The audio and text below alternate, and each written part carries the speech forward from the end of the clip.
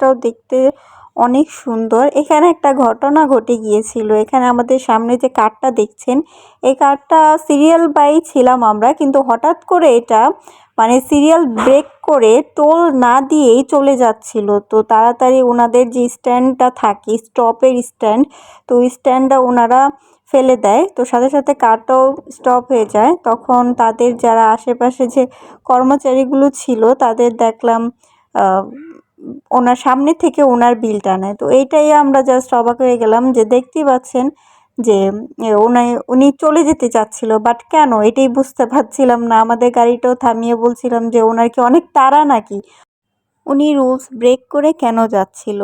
By the way তারপর আমরা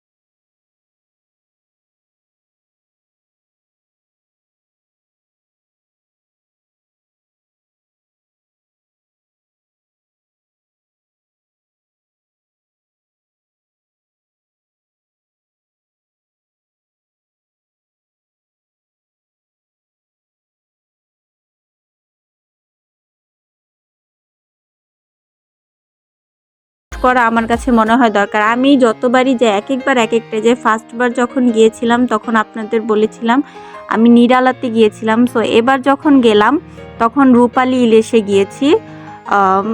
নিরালাও আমার কাছে খুব ভালো লেগেছে, ওটাও ব্যাড রিভিউ দিব না, ওটাও গুড রিভিউ দিব 10-এর 10।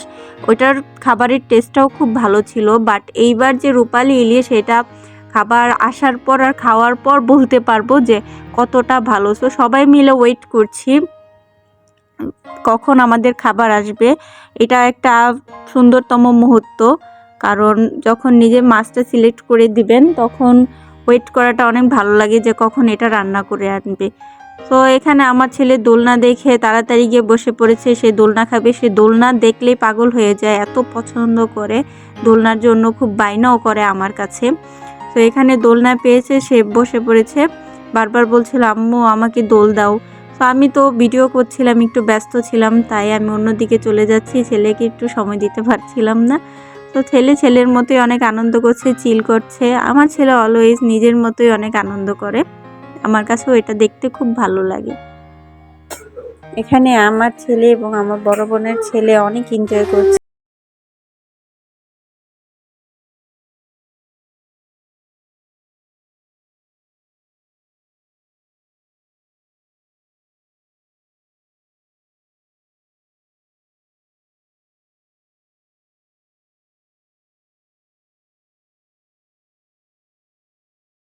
রান্না প্রায় শেষ হয়ে গিয়েছিল, তাই সবাই বসছিলাম এবং ফ্রেশ হয়ে নিচ্ছিলাম, সবাই হাতটা ধুয়ে বসেছে।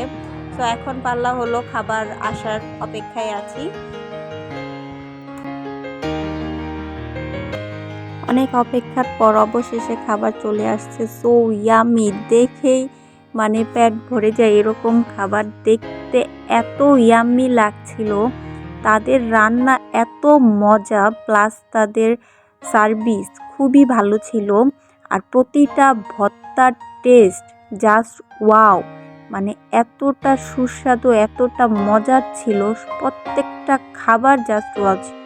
সো খাওয়া দাওয়ার পরে একটু ঘোরাঘুরি করার পর খুব টায়ার্ড লাগছিল, তাই সবাই মিলে আবার বসলাম যে একটু চা খাই। তো সবাই মিলে চা খাচ্ছিলাম পদ্মা নদীর পাড়ে।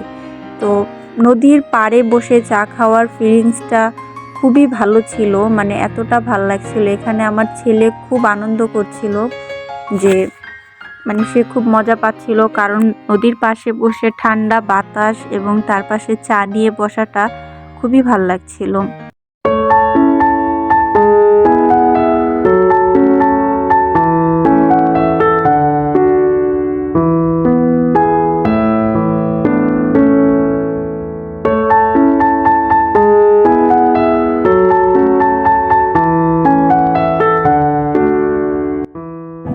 সবশেষে আমরা বাড়ি আসার জন্য রওনা দিয়ে দিলাম।